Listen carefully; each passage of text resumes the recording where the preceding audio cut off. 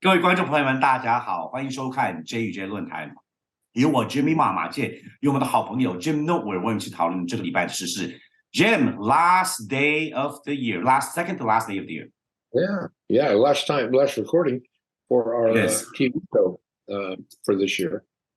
So it's very how crazy this year. Just every show we talk about how much how eventful it always is, but then the year just blinked and it's over. The last 2 years was pandemic years. This is the first year we'll be fully opened up, and I guess our bodies are not used to it because I was sick so often this year. We had to miss some shows. I've lost 22 pounds. Today was my first time I've been under 200 pounds since I was in college. So that was good. And compared to your significant weight loss and change of lifestyle, I'm not quite there yet. Could you tell our audience a little bit about what happened this year that stood out in your mind, and what you're hoping for this new 2023? Whoa. That's a lot, isn't it? There's so much. Yeah. There's several major stories. And most everything that we would talk about here locally in Houston or as Americans really are international events. And it shows you how much the world is in many ways continuing to shrink and bring people together. To me, many people would say that the biggest issue this year has been the war in Ukraine and the international repercussions of that. And I think that is certainly one of the major issues. I'd put that within the top 3 or the top 5. To me, the biggest one has been the worldwide surge of inflation. And I think the war has exacerbated that, but it didn't, despite what some politicians say, it did not really cause it.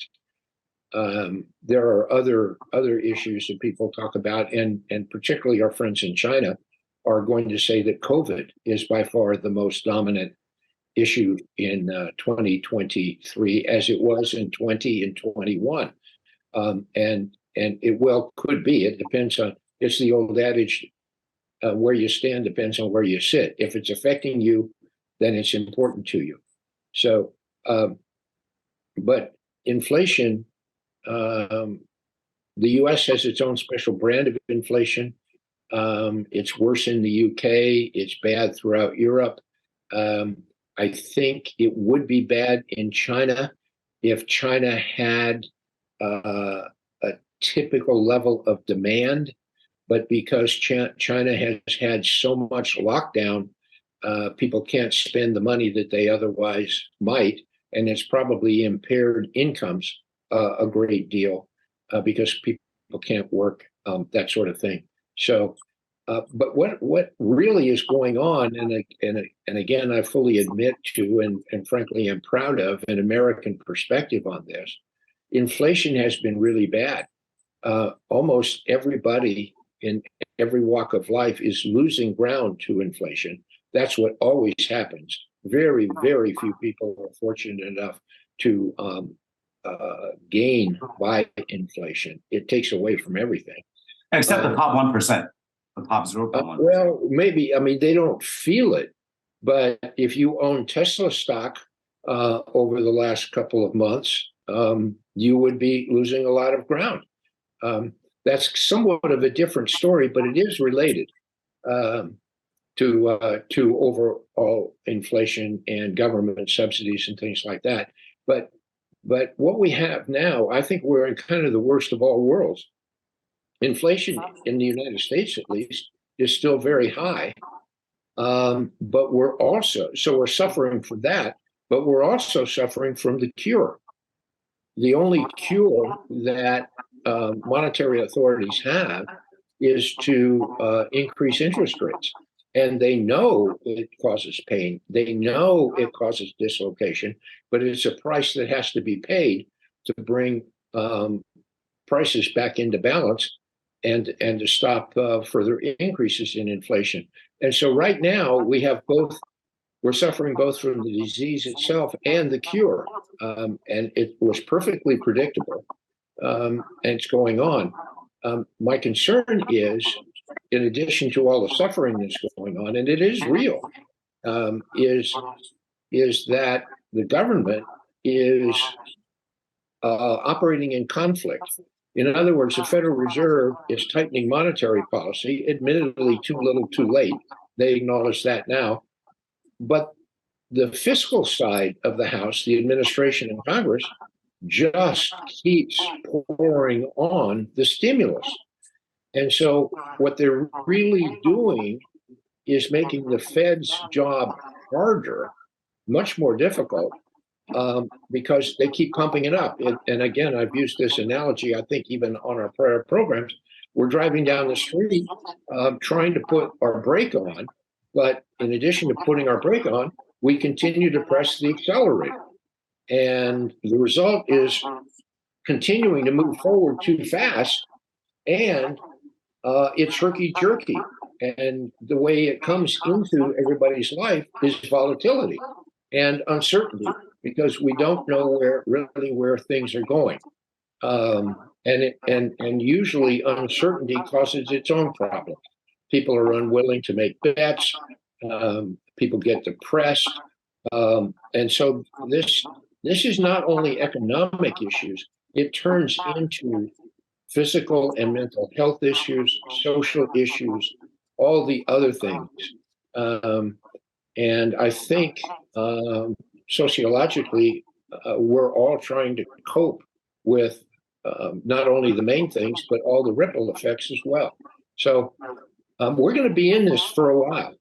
And the old guys like me, I get tired of saying it, and people get tired of hearing it. I keep saying this feels just like the late 70s all over again. And for people your age and younger, they don't know what I mean by the late 70s. Now, they may have read it in the history books, but that's a lot different than actually experiencing it.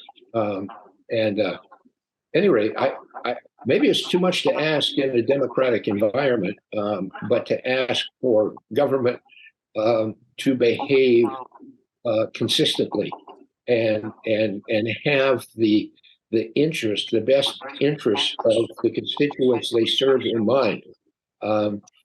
When I make those comments to people, they say, Jim, as old as you are, you're still very naive. That's not what politicians get elected for. They get elected for taking care of themselves. And so I'm very resentful when people say that, Jim. I've been called that many times, Jimmy, and Jim, that we're naive or idealistic. No, we're not. It's supposed to be this way. If everybody, we're idealistic. That's why this country, there's a lot of people like us, and of course, there's people that brought us here today. But the people that say this conspiracy theory, or they say all politicians are the same, no, they're not all the same. Not all politicians are out to get their own. You were an elected official before. You ran for office before. You're not out there to get anything on your own. If I ever run for office, I'm not out there to get anything on mine, because I know the difference. You're a public servant. But Jim, this is the problem. We talked about it before. The way our system's set up, this media cycle, technology and social media, elections has become a show. So these elected officials are just trying to appease their core voters so they can win the next election cycle, instead of having foresight to do what's better for the country. They're keep kicking the can down the road to the next generation. Well, guess what? That generation is upon us, because our kids and grandkids will not survive this if we continue doing this. This is, how many more wars do we have to create to get us out of it? The only reason we got out of it was Iraq and Afghanistan and Vietnam. And this is very frustrating, Jim, because everything you say from an economic standpoint, this free market economy, this uncontrollable desire for greed and profit, this mentality has become mainstream. Excuse me. Yeah. I'm very worked up about this. So for somebody that 30 years ago, you could be a teacher or a firefighter or plumber and make a good living. Well, actually, you can still make a very good living as a plumber. Mm-hmm. Is that true now? And with the wealth divide, with the half and half nots, and with this current economy and with what the Feds are doing compared to what Congress is doing. Mm-hmm. You said it many months ago that it will be very painful, but it's necessary, and it will take up to 2 years to get out of it. But we have to suck it up and do it. Well, that's probably 6-7 months ago. We've been warning our friends and our viewers about this for over a year. I know at the end of last year, I said, get out of the market. I know for a fact. And I'm not supposed to say that, but I did. I said, get out of the market. If you go back and look, everything's posted online. But there's people that just whether they want to be ignorant or they don't want to spend time to deal with it. They're stuck or whatever it is that they held on to. Well, we're here now. How do we resolve it? We collectively as a nation, we all have to tighten our belts. We all have to suffer a little so that we could take a step forward to get out of it. But I don't know if everyone's willing to do that, Jim. So yeah, I don't know. We'll just see. I don't think anybody has a choice. I think we all are in it. We all are going to suffer to one degree or another. But like you said about 3 minutes ago, the largest consequences to the young people, because they're going to have to be dealing with this for a very, very long time. And they didn't ask for this. They didn't get the benefits of the largesse that created the problem, but they're stuck with it. I want to go back to earlier for the beginning when you also mentioned something about China and Taiwan. You mentioned, well, part of our conversation, Taiwan has increased their military requirement where you're supposed to mandatory service for a year instead of 4 months. And in order to deal with the threat from China, what we don't know is that we criticize China for being a dictator. They're communists. They don't listen. Guess what? They did listen. They allowed, because of the protests from a few weeks ago, they'd open up their COVID restrictions. And they're overrun. Maybe their government was right. In the city of Beijing, over 80% infected. Their ICUs are bursting, just like what we went through 2.5 years ago. They knew this would come, but they wanted to listen to the people. The people is not always right, Jim.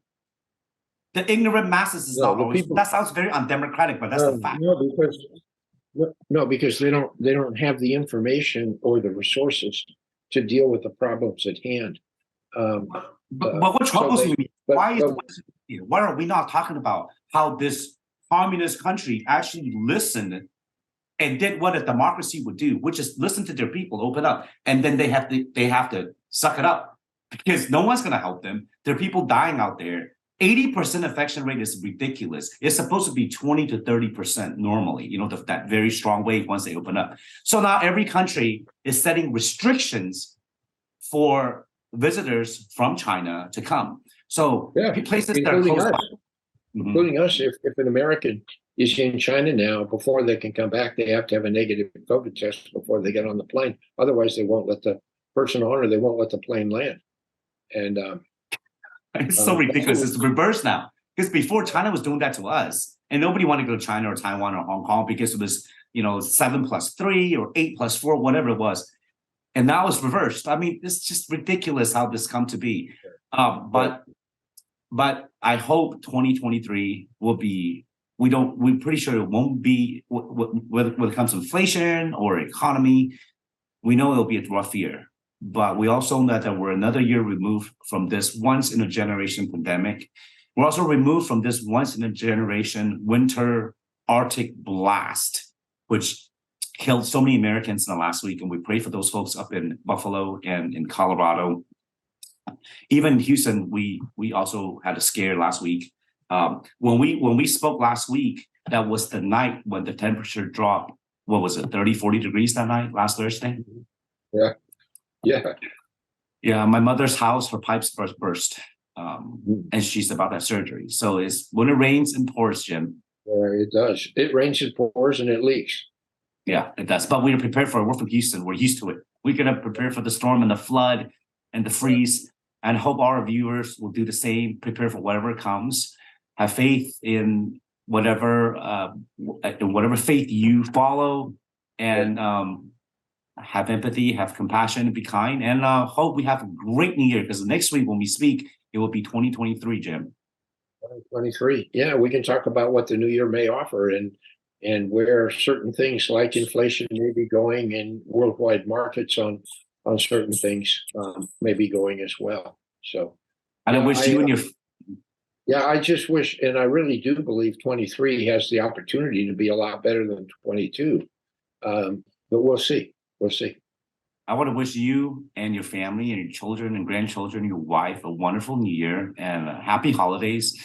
And I want to thank you for spending the past 2.5 years with us, with our viewers. We've learned so much.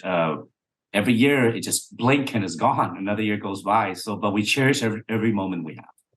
Good. Jimmy, thank you. It's been a delight to work with you one more year, and we look forward to a long time again. Take care, Jim.